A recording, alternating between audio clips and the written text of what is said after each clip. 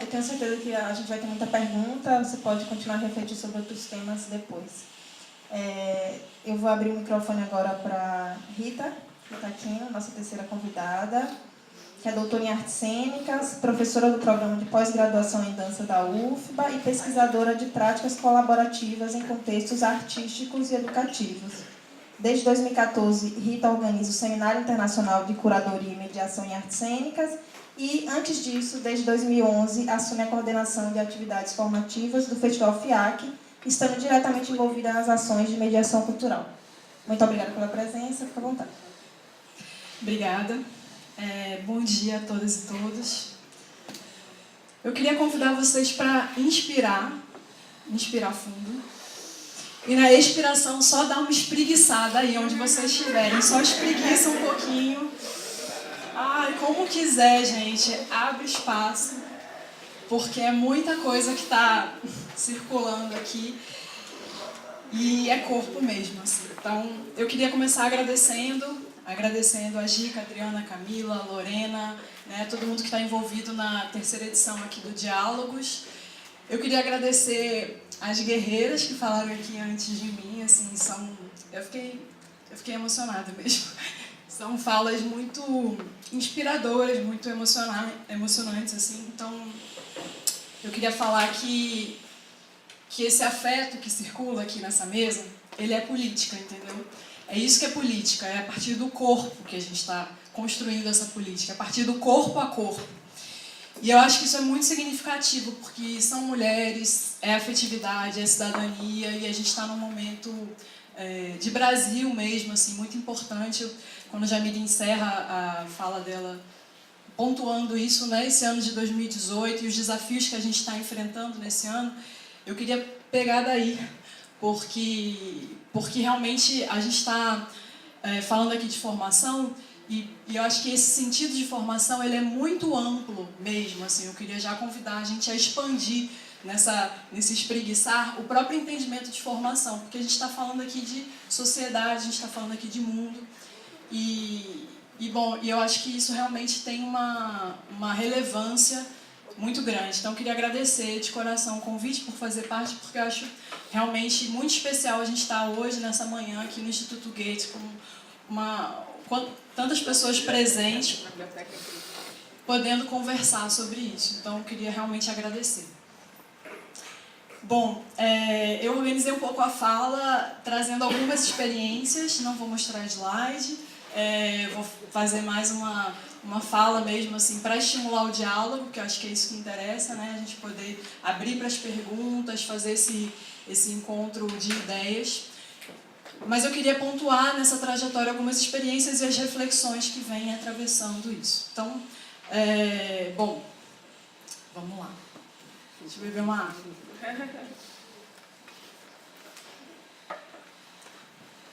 Bom, a mesa é sobre formação de público e mediação cultural. Na realidade, o meu lugar de fala assim, é de uma artista da dança, de uma educadora e de uma pesquisadora. Então, eu sou hoje também professora da Universidade Federal da Bahia, no curso de dança, né, na escola de dança e no programa de pós-graduação de dança. E nessa atuação entre artista, educadora, pesquisadora, muito mobilizada pelas questões sociais, eu venho percorrendo alguns espaços. E um deles é o Festival Internacional de Artes Cênicas da Bahia, o FIAC. Então, eu, na verdade, começo a colaborar com o FIAC em 2011, dentro da coordenação das atividades formativas. E é um ano muito especial, porque o ano de 2011 ele é também o marco do início do processo de mediação cultural dentro do festival. Então, estou aqui com o Felipe de Assis, que é coordenador e curador do FIAC, e eu queria só pontuar assim, rapidamente essa trajetória, porque a questão dos públicos ela sempre foi uma preocupação do festival.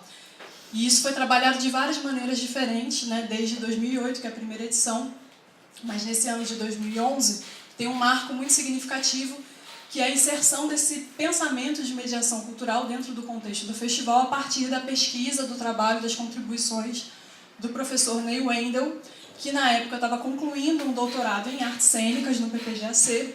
Ele tinha estudado a experiência do Cuida Bem de Mim e estava justamente refletindo sobre essa questão da mediação cultural, e ele chega dentro do FIAC aproxima da coordenação para conversar sobre essa possibilidade de pensar a questão dos públicos sobre esse viés.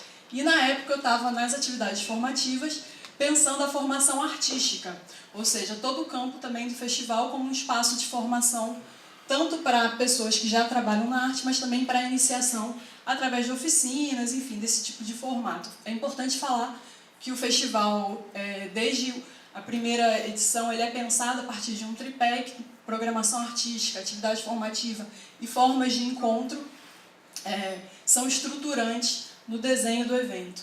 Então, nesse ano de 2011, é que começa-se a pensar essa questão dos públicos sobre o viés da mediação, entendendo que existia aí um trabalho diferenciado que era justamente investir não apenas no que alguns pesquisadores vão chamar de acesso físico, né, quer dizer, a possibilidade de eu ir até aquele equipamento, ir até aquele festival, fruir aquele espetáculo que diz respeito à comunicação, à mobilidade urbana, claro. A gente não pode pensar a ida para um evento cultural, ela está completamente atravessada das questões da cidade, do território. Então, mobilidade e segurança, super importante. Até a questão do valor do ingresso, que normalmente quando a gente fala em acesso, as pessoas pensam primeiro no valor do ingresso. Gratuidade ou preços populares. E, na verdade, tem vários outros fatores envolvidos nessa dimensão do acesso físico. Então, isso já era uma preocupação do FIAC desde a primeira edição. Mas o que começa em 2011, aí faz esse diferencial, é pensar a dimensão do acesso simbólico ou linguístico, como alguns pesquisadores defendem. Então, assim, o que diz respeito a esse acesso simbólico? É a dimensão justamente de identificação, de desejo, de construção de pertencimento. E a Jamira falou isso super bem quando ela mencionou aqui o exemplo de Alagados, falando assim, poxa, tem gente que passa na porta e fala assim, poxa, que legal que tem uma programação, mas essa programação não é para mim. É para gente que é chique, que tem a roupa, que entende do que está acontecendo. E isso daí tem a ver com o tal do acesso simbólico. Ou seja, como é que a gente constrói formas de aproximar, de sensibilizar, de gerar vínculo que, em última instância, vai constituir o pertencimento. Que é essa ideia de que Isabela e Jamira falaram também, que assim, essa programação, sim, é para mim também. Porque a gente está falando aqui de cultura numa perspectiva de cidadania, né? De direito cultural. Então, a gente não está falando aqui de uma programação que ela é restrita. E aqui é importante, estou falando da noção mesmo de direito, independente do perfil estético do trabalho. Tá? O trabalho pode ser de 1 para 1, não tem problema. Mas esse um que está assistindo pode ser qualquer um de nós. É disso que eu estou falando. Só um minuto. Então, fiquei nervosa, gente. Vamos lá. Então, assim, o trabalho em 2011 começa nessa perspectiva e aí isso compreende um processo que é desde a sensibilização e a mobilização antes do espetáculo, no caso, antes do festival, até o trabalho do durante, né, da recepção desse grupo, da vivência desse dia específico, né, da programação e os desdobramentos, o que a gente chama de pós-espetáculo, os desdobramentos, o que acontece depois. E aí, nesse ano de 2011, a gente começa a trabalhar isso junto com, sobretudo, escolas públicas. Existia também uma parceria aí que, via PIBID, um programa de bolsa de iniciação à docência, é importante falar aqui também, porque é um programa que também está ameaçado, saiu um edital novo, mas ele corta pra caramba as verbas, então é importante falar essas coisas. Então, tinha uma relação muito grande com essas instituições e, sobretudo, com os professores desses contextos. Por que o professor? Porque o professor é aquele que é um parceiro fundamental de todo mundo que está trabalhando com cultura, porque ele tem ali um trabalho continuado, seja com a criança, com o jovem, e a possibilidade de a gente articular isso institucionalmente e garantir também, do ponto de vista da educação, essa vivência das ofertas culturais da cidade é super importante. Então, a gente trabalhou muito com o professor nesse ano de 2011 e, para isso, construiu uma publicação, que era um caderno de atividades, pensando que esse professor que está lá na ponta, ele não necessariamente também tem uma experiência tão grande com a linguagem. Então, às vezes, o professor que está sensível para fazer o trabalho de mediação é um professor de matemática, é um professor de química, de português. Então, assim, como é que a gente pode também trabalhar a formação desse professor, né, dessa referência? Então, o caderno de atividades ele tinha muito esse viés de trabalhar possibilidades de exercício, que esse professor pudesse também reconhecer o próprio corpo dele, se reconhecer ali também como um agente multiplicador e mediador a partir dessa dimensão vivencial, porque também tem uma recorrência das atividades de mediação discursivas, sobretudo quando a gente vai ver o campo das artes visuais, né? Receber um grupo numa exposição, aí o monitor, o mediador, ele fala sobre. E a gente estava muito interessado, como a gente está no campo das artes da cena, do corpo, da performance, em trabalhar isso de forma vivencial, incorporado, né? Articular essa dimensão da vivência. Então, isso foi um pouco essa marca de 2011 que eu estou caracterizando, porque vai mudar radicalmente o perfil do trabalho dentro do festival. A partir daí, a gente não deixa mais em nenhuma edição de fazer mediação cultural, embora daí por diante a gente vai reinventando os modos de fazer. E isso é um outro ponto que eu queria também destacar. Nesse percurso de ir cada vez mais trabalhando com a mediação, tem me interessado muito a possibilidade não da gente se acomodar a formas e formatos, mas a gente trabalhar isso de forma inventiva, né? Então, reconstruir, reinventar, problematizar e escutar são aspectos fundamentais para a gente poder ir repensando a mediação enquanto a gente está fazendo. Porque a gente está falando de mediação, ela está também dentro de um contexto histórico, muitas vezes ela tem uma função de afirmar e de respaldar um discurso. Então, a gente poder colocar esse próprio discurso em questão é fundamental quando a gente está numa perspectiva crítica e problematizadora, né? De um viés de educação problematizador, ou outros autores falam emancipatório. Então, assim, essa experiência de 2011, a gente dá continuidade em 2012, começa a explorar essas possibilidades, é quando a gente, por exemplo, faz uma parceria com o Xisto e pela primeira vez experimenta a ideia de visita mediada como uma das atividades de mediação. Então, assim, só para dar exemplos de como a gente vai se reinventando a cada momento. E aí, em 2012 também o festival começa a ser entendido cada vez mais como toda uma estrutura de formação. Quer dizer, é claro que eu estou ali na coordenação das atividades formativas, mas aos poucos a gente vai entendendo que todo festival é formativo, que toda a experiência de vivenciar um festival, ela é uma experiência de formação também, de criação também, de produção também. Mas então isso vai ganhando um outro escopo.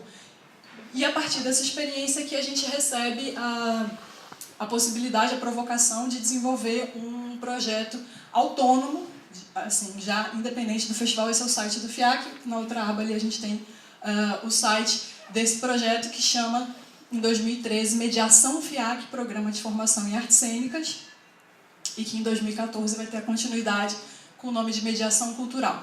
O que é esse programa? Na realidade, a gente consegue, a partir de um financiamento independente do festival, de uma estrutura de equipe também independente, desenvolver um projeto de mediação que não mais está apenas vinculado ao evento, ao festival FIAC, Festival Internacional de Artes Cênicas da Bahia, e que ali o FIAC, nessa época, tem 10 dias de duração, que a gente trabalhava normalmente 1 mês ou 2 meses o processo de mediação, mas a gente descola ele para poder trabalhar de forma continuada ao longo de todo o ano. E aí, nesse momento, a gente começa a se perguntar, né? Pela primeira vez a gente tem uma inversão. A gente não está pensando a mediação de uma programação pré-estabelecida, que é a programação do evento, mas a gente está pensando um projeto de formação. E aí começam a surgir várias questões. Então, assim, quando a gente desenha esse projeto na primeira edição de 2013, a gente, a princípio, parte da estrutura do que a gente já vinha desenvolvendo no FIAC. Então, a gente tinha 3 momentos, pré, durante e pós, um conjunto de 5 atividades que já estavam bem consolidadas, que começava com uma capacitação e mediação cultural para trabalhar com os educadores. Nesse momento a gente já não trabalha só com escola pública, a gente começa a trabalhar com ONG, associações, formas de organização comunitária. Então era a capacitação, o acompanhamento do trabalho desses mediadores agora capacitados, né, ao longo do ano, a partir das publicações. A gente cria não só o caderno do educador, mas começa a investir num caderno para o jovem, um caderno que estimula a relação direta com o jovem do ponto de vista da mediação. Aí, as visitas mediadas nos equipamentos culturais, e aí uma parceria grande com a Secretaria de Cultura e também com o SESC, a partir dos espaços culturais. a própria programação de espetáculos, seguida de bate-papo, e, por fim, as oficinas dos artistas que vão até esses espaços. Então, o desenho eram 5 ações, tinha sempre esse movimento de ir até a escola, a organização comunitária, a associação, trazê-los para assistir coisas, vivenciando essa experiência, construindo pertencimento com os equipamentos culturais e retorno, novamente, às instituições. Então, tinha esse desenho, a gente tinha uma estrutura aí também viabilizada pelo patrocínio de ônibus, de lanche. Então, a gente chegava para o contato com esses contextos já com um desenho muito pré-estabelecido desse conjunto de ações. Então, nesse momento, a gente trabalhou em Salvador com aproximadamente 3.000 pessoas. E ao final desse trabalho, quando a gente estava chegando já no finalzinho do ano enfim, trabalhando para ter a continuidade do projeto, porque tudo isso que eu estou falando para vocês são projetos, ou seja, a cada momento a gente precisa escrever o projeto, realizar, prestar conta. Não é uma estrutura de um equipamento que tem essa outra relação com o tempo e com o espaço, né? Quando a gente está no final desse ano pensando a continuidade dele, a gente começa a ter uma grande questão, que é assim, no Brasil, né, no contexto que a gente vive, a descontinuidade tende a ser a regra. A continuidade, muitas vezes, é a exceção. E como é que a gente cria um projeto que estabelece esse tipo de vínculo e o que acontece se isso não continua? O que acontece se isso não se desdobra? Então, a gente começou a ficar muito preocupado com a possibilidade de realmente não ter uma segunda edição. E a gente começa a se perguntar assim, poxa, como lidar com a sustentabilidade dos projetos? Como lidar com a sustentabilidade dessas ações? E aí vem uma inversão de lógica. Ao invés de pensar a sustentabilidade econômica, financeira do projeto, como é que a gente lida com a sustentabilidade das práticas? Porque mesmo que o projeto não aconteça, aquela prática vai ter desdobramento, aquela prática vai ter continuidade, porque ela não depende, ela não está centralizada no projeto, no produtor, enfim, como o único disparador daquele conjunto de ações, mas ela precisa ser pensada como uma rede que não tem um centro, mas uma rede com uma estrutura aberta, em que tanto pessoas novas podem entrar, como também possíveis parceiros podem não ter continuidade em algum momento, mas aquela trama se mantém. Então, nessa inversão é que a gente começa a restabelecer a lógica do projeto. Ao invés de a gente chegar com um conjunto de 5 ações pré-estabelecidas, a gente restabelece completamente o desenho, cria núcleos de trabalho coletivo a partir da ideia de território, e isso, assim, é importante de colocar publicamente, que a experiência de Alagados para a gente é uma escola mesmo. Então, assim, essa ideia de poder trabalhar com o território, coletivamente, também tirar o professor do centro, não é só o professor. O educador, ele é um agente fundamental, mas a partir dele vem a família, vem o estudante, vem outro vizinho, e aí a gente vai criando outras relações. Então, esses grupos, a gente trabalhou em 2014 com 5 territórios na cidade de Salvador, ampliou para a região metropolitana, trabalhando com Camaçari, Dias Dávila e Simões Filho. Foram um total de 9 núcleos, em que todos os meses a gente tinha um trabalho de escuta. Era fundamentalmente de escuta. É claro que a gente chega na comunidade com proposta, porque também se você não tiver nenhuma proposta, nem vá. Então, assim, você chega lá com uma proposta, mas fundamentalmente o que você está ali é para aprender, é para escutar, é para ouvir a demanda, porque a partir da demanda você vai poder, de fato, ter uma ação que seja efetiva. Uma ação que não vai realizar só o seu desejo, mas que vai considerar ali aquela sociedade, quais são os desafios, os anseios e as potencialidades. Então, isso redirecionou completamente o projeto, porque foi a partir do trabalho coletivo que a gente organizou a nossa prática. Só um minuto.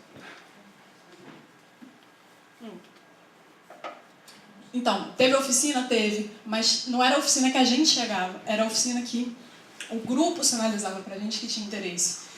Teve visita mediada, teve, mas aí a gente reconfigura isso completamente a partir da necessidade. Então, por exemplo, no subúrbio ferroviário, que a gente começou com um núcleo dentro do Centro Cultural Plataforma, o desejo do próprio núcleo foi migrar e a cada encontro ir para uma das instituições que estava ali participando. Então, o primeiro encontro foi em plataforma, depois foi no Centro Cultural César Borges, depois foi na Escola de Piripiri, depois...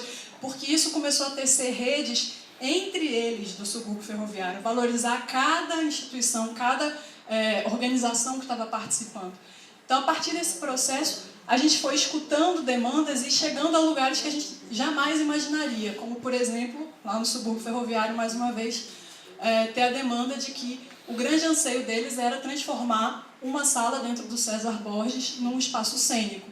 Então, assim, o projeto de mediação ali foi fazer um mutirão dentro daquela sala, que a gente, claro, teve que fazer toda uma articulação institucional, né, com o diretor, com todas as instâncias de gestão, mas para poder transformar aquela sala num mutirão comunitário mesmo. O que o projeto entra? O projeto tem grana, ele entra com a tinta, ele entra com a estrutura, ele pode adaptar e construir uma mesa de luz artesanal, ele pode construir uma vara a partir de cabo de aço, enfim. A gente pode entrar com alguns aspectos da estrutura que a comunidade não tinha condição, mas aquilo ali só vai fazer sentido se construído dentro daquela lógica e com aquele tipo de engajamento.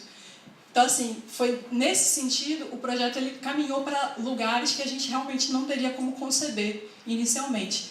E outro exemplo que eu acho que é muito bacana, que em Alagados a gente teve essa experiência também, que foi esse desejo dos participantes de serem protagonistas do seu próprio processo de criação. Quer dizer, a gente está trabalhando com mediação o tempo todo pensando em formação de público, e o grande interesse era criar uma obra. Então, assim, quando a gente escutou isso, a gente falou, opa, então a gente tem aí um outro tipo de lógica, de encaminhamento e de expansão também da própria ideia de mediação. Então, a gente sai daquele percurso das ações pré-estabelecidas do programa e vai para uma lógica de estratégia, para uma lógica que implica fundamentalmente escuta, diálogo, presença, afetividade, solidariedade. Então, assim, para a gente tem uma mudança radical que é sair do formato para ir para os princípios.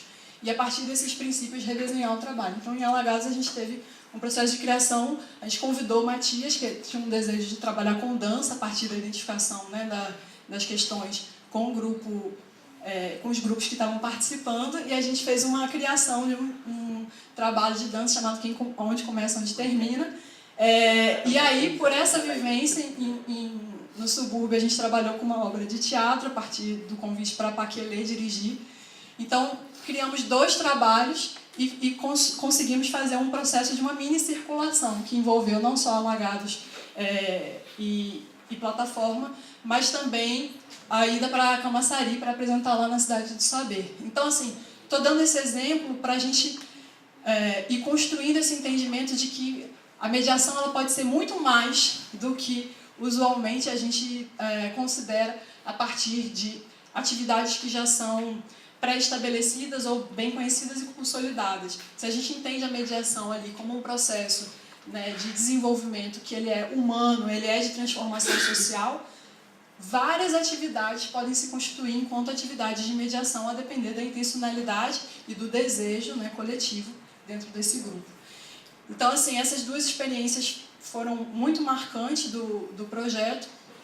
A partir disso, eu faço um cavalo de pau, estou fazendo já o doutorado, com outro tipo de objeto de estudo, mas a mediação me toma completamente. Eu resolvo fazer um estudo de caso dessa experiência e pensando isso a partir dessa ideia de práticas colaborativas, ou seja, como é que a gente constrói a mediação com o outro.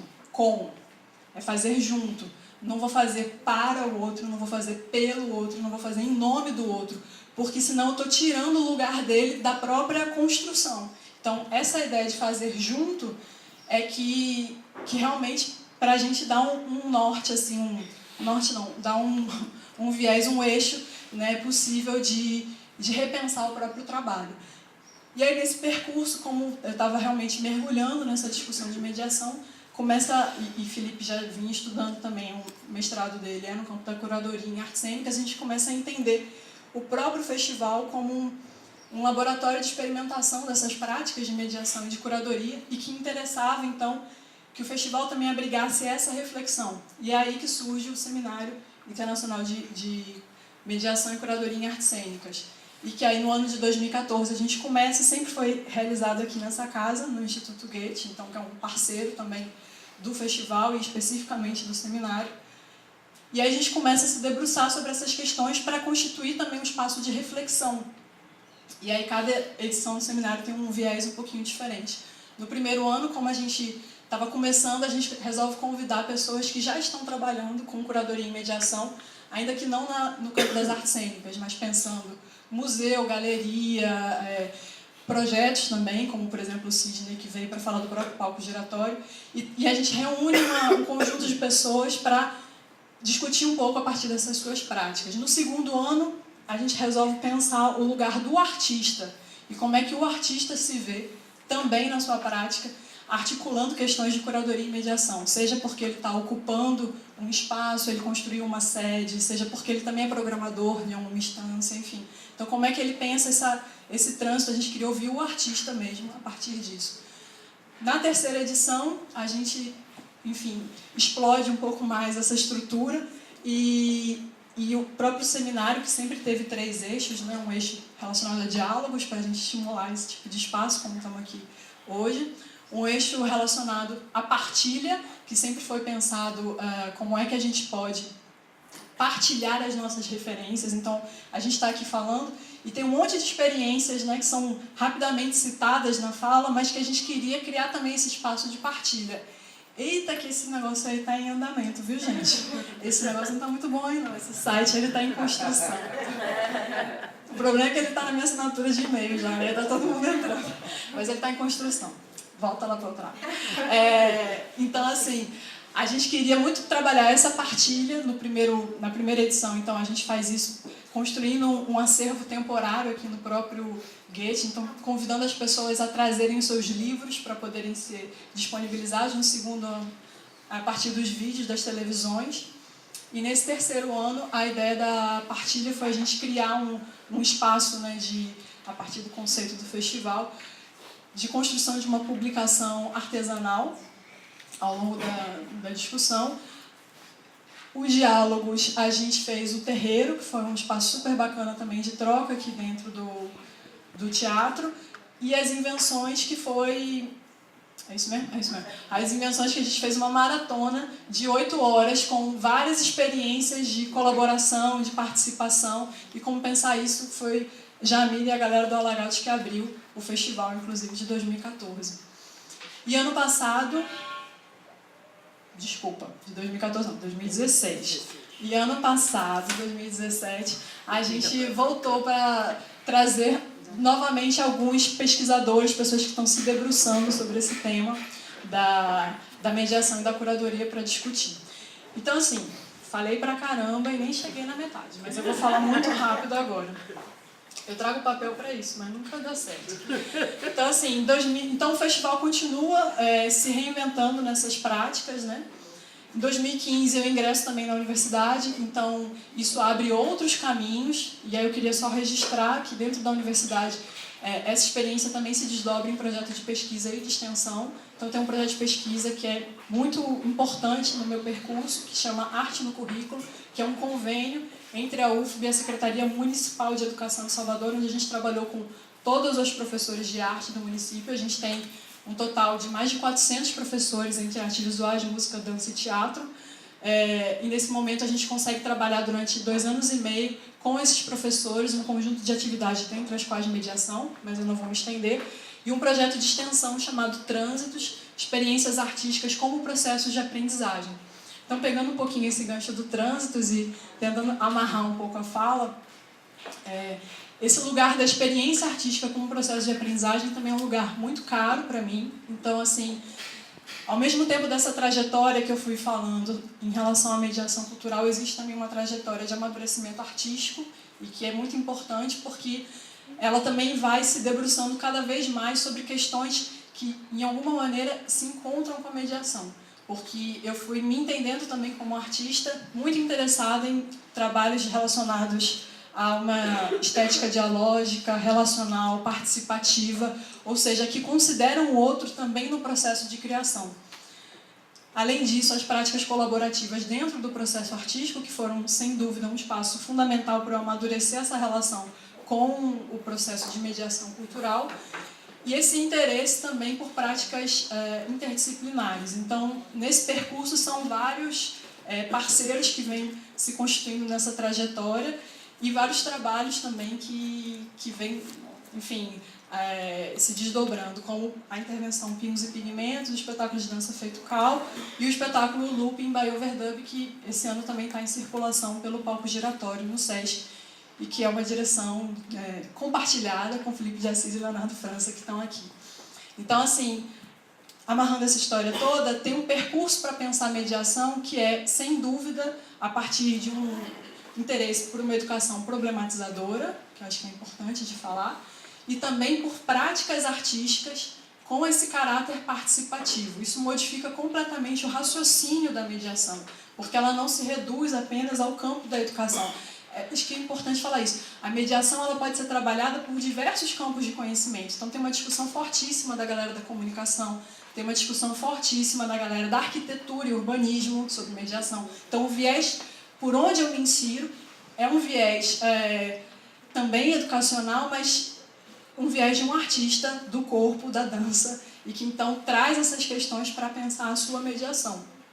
Então é uma mediação, como eu falei, implicada, uma mediação da ordem da presença, da afetividade, do atravessamento, da solidariedade, é uma mediação que é feita junto e que nessa lógica ela tem um viés mesmo que é construtivista, que é emancipatório, porque também é onde eu me situo como sujeito social no mundo, né? Então, eu queria falar de outras coisas, mas acho que a gente pode abrir isso na conversa, como, por exemplo, os desafios, né, desse lugar da mediação também, que não basta dizer isso tudo e achar que está resolvido, não está resolvido.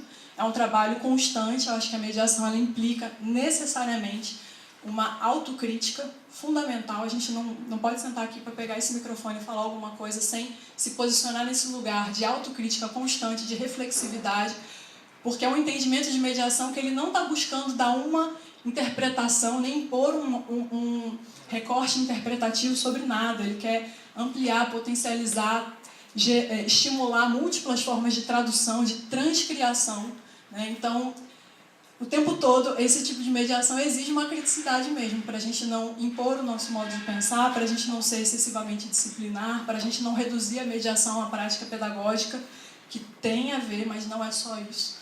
Então, esses são alguns dos desafios que a gente vai se deparando a cada dia, a cada momento, a cada encontro. E, bom, eu acho que eu vou abrir, né, para a conversa, para ter outras vozes aqui também. Queria agradecer mais uma vez, dizer que eu estou super à disposição e que realmente é um prazer, assim, é uma honra poder estar aqui dividindo algumas dessas ideias. Agora vamos escutar um pouquinho. Obrigada.